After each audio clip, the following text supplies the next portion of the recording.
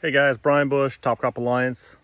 Checking cornfields again today. I know most of the corn's probably been sprayed, but in case you haven't heard the word yet, southern rust was confirmed in Jennings County at the Purdue CPAC farm this week. So if you go on that IPM website, you're gonna see that it's now turned red. So it's pretty safe to say that we might be finding pockets of southern rust around as we're checking fields, if they haven't been sprayed yet. Really, the way things are progressing, I'm only really concerned about the June planted corn. So if you have June planted corn, call me. Let's talk about this. What's our action plan to make sure we can keep that corn protected? Number two, there's lots of discussion about tar spot. So I want to come out here to the field today and just do a little quick scouting just to help you understand what I'm looking for. So first things first, you can kind of see kind of an open area here. This is where I expect to find southern rust to start off.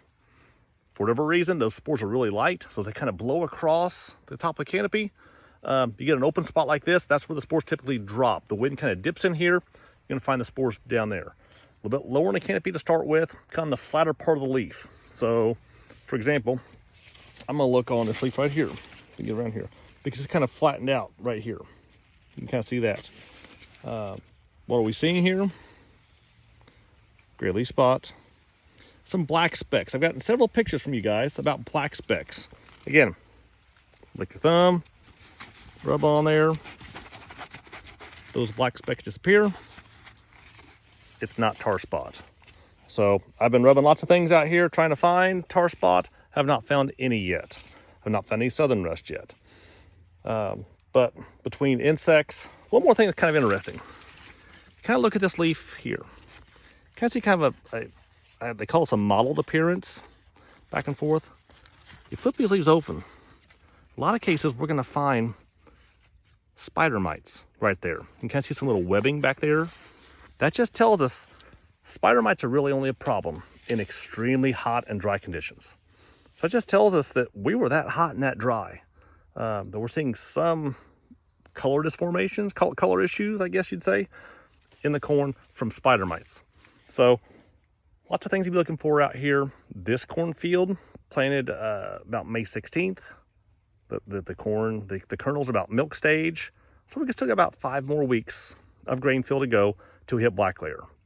So you start doing the math forward here, somewhere around mid-September, this should be black layer, physiological maturity, and then we start the dry down process. If southern rust flares up ugly, it can still be a problem. If tar spot shows up, it could be a problem. The forecast looks like, at least for the next week or so, high 70s, low 80s. That's going to favor more northern leaf blight and tar spot based off of what the published guidelines on that. So not saying we're out of the woods yet, but keep an eye on your fields. Go to the open spots like this. You know, this is just off the end rows here. We have a little more corn rundown, that kind of thing.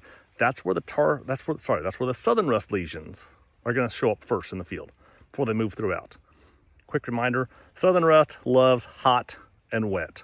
95 during the day, 75 at night, heavy dews overnight. That's where southern rust thrives. It needs that high temperature, high nighttime temperature with leaf wetness. Tar spot, we're not 100% sure on that temperature range. You know, the published data would say it's more cooler, like the week that's coming up here, the more 70s. But yet we've also found it further south where they never had those kind of conditions in the past. So big picture, I'll be out in the fields looking for things. If you have questions, please let us know. Thank you.